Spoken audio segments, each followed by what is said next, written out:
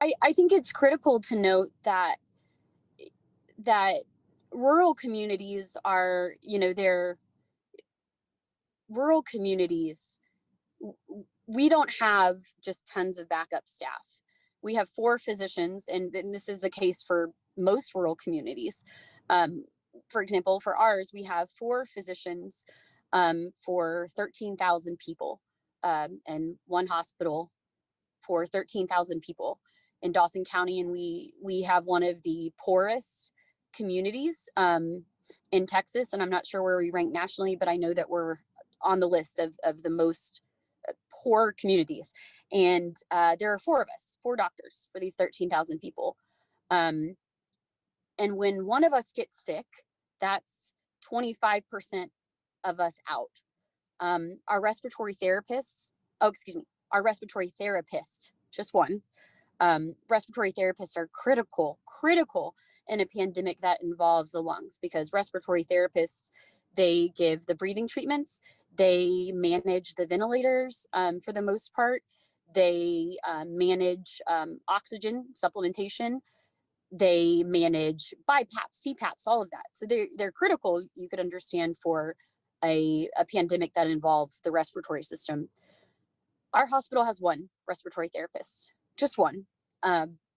And we need someone 24 hours a day. Every hospital needs 1 24 hours a day. So when our respiratory therapist is out, that's 100%. Whereas in larger communities who have backups, or if they don't have backups, they have the financial capability to call in someone PRN, pay them to moonlight. We don't have that. We don't have that possibility. And so for rural communities during a pandemic, to skip us when we're taking care of COVID-19, to when we don't have a special wing designated for COVID-19. I mean, we have a hallway, but all of us are managing COVID-19. Every single one of us, every nurse, our 1 respiratory therapist, every physician, every mid-level, everyone is managing COVID-19. We don't have a special area that they're at, and then the rest of us aren't. So when one of us gets sick, when one of us can't be there, it's not 1% of our staff who's out, it's 10%, 25%, 50%, 100%. And so for rural communities to be left out of the vaccine, it puts us at a tremendous, and it puts our people at a tremendous disadvantage, because it's not like, 1 doctor's out, but we have 25 on the staff for this area of the hospital. So, we can make do. No, we can't make do. When one of us is out, that means the other one of us is, we're picking up a 25% slack, not a 1% slack. So it's hard on us. What else to talk about with that? Additionally, sorry, my nose is, our allergies are terrible here. I don't know if have you been to West Texas? Driven through, but haven't stayed yet. Okay, well, we have we're in the Dust Bowl, and things have been very dusty lately. Like sometimes the sky, I don't know if you've heard of a haboob. Yes. Yeah. So anyways, allergies are terrible. Terrible time of the year for that too, given the fact that there's a pandemic. But anyways, okay. So back to what I was saying about rural communities. We don't turn patients away. And I know that that's something else that has been happening. There are designated clinics in large hospitals, designated clinics, designated areas where COVID-19 patients aren't allowed in. But yet these larger hospitals are getting these vaccines, and these physicians and these healthcare workers, sure, yes, I absolutely want them to have it. But if we're rationing the vaccine, we've got to ration for the people who are staring COVID-19 in the face every single day. And we've got to ration it to the people who, if one of us is out, 25% of our staff is out to cover 13,000 people in a town where we're at least an hour away from the largest major hospital. And that's how rural America is. And we make up 20%, 15, 20% of the Texas population. Rural hospitals do. So for us to not receive the vaccine, it's a tremendous blow to us. Other things to talk about with that. So we got two main excuses for why we didn't get the Pfizer vaccine. The first was that we wouldn't have the freezer capability. They needed a 70 sub-zero freezer. With that, we received, I'm pretty sure all hospitals received the manufacturer label over a month ago about the Pfizer vaccine storage, saying that that would be what we needed. So we pulled the cash together and we bought that freezer over a month ago. But no one called us to say, hey, do y'all have that freezer? Because if so, we'll get you the vaccine. That didn't happen. So we bought this freezer and it's just sitting there that we don't need because we didn't get the vaccine. And then the excuse was that we didn't get it because we wouldn't be able to store it. No, we were ready. We prepared. And then the second excuse was that the parcel size would only come in 975 vaccines, and they couldn't break it down. The Pfizer vaccine, they couldn't break down that parcel size. So they wouldn't give it to areas like ours where we have, maybe 100 on staff. I don't even think we have that many. So they said, well, we can't give it to you because you don't have a need that's 975.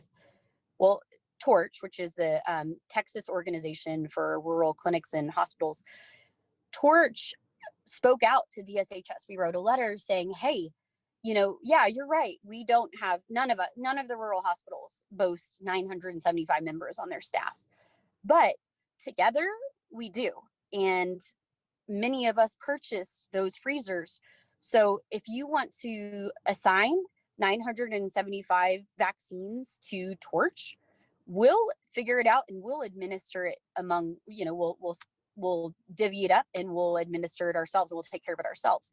So these excuses that we didn't have the capability, the storage capability, that we didn't have the number of recipients needed, they're excuses. And I wanted the phone call asking me, would you be able to store it? I wanted the phone call asking me, hey, if we couldn't get it to Lamesa, but we could get it somewhere 2 hours away from you, would you guys be willing to drive? Yes, we would. That's what we've been doing. I mean, for testing, which again, we got rapid testing despite begging and calling, getting on every list with every manufacturer, calling our representatives, asking, how can we get testing? Calling universities, asking them for the media to put the swabs in so that we could have more tests available. With that, every single day from April to October and now, one of our members of staff every single day takes a cooler and drives it to the state lab to run these PCR tests for us every single day. That is a 2-hour round trip for the tests. So to make the excuse that they couldn't get the vaccine to us because of our geographic location, the logistics, we've been driving to the state lab every single day since April to get our patients the tests that they need and have them run for us. So it's just really hurtful because rural hospitals, we've been bending over, we've been working our tails off to make sure that our communities are taken care of. And we have fought to get us the resources for our patients since March. And to use the excuse that, well, you don't have that, and geographically, it just doesn't make sense. Logistically, it won't work out. Rural hospitals, we have been jumping through hoops, brainstorming, doing every single thing we could possibly think of to take care of our patients. So the excuse that it just logistically wouldn't work. No, rural hospitals, we have made things work. We have made things work on our own.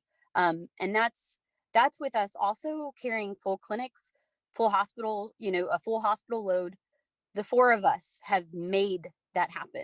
We don't have, we have administrators, we have a few administrators who help us and who are lovely human beings who have also worked so hard. But our doctors have also been doing the bulk of this work and this brainstorming. We don't have somebody just doing these things for us. It's us calling. So it's just been upsetting to hear these excuses when we would have done so much to get that vaccine. We would have driven. So Yeah.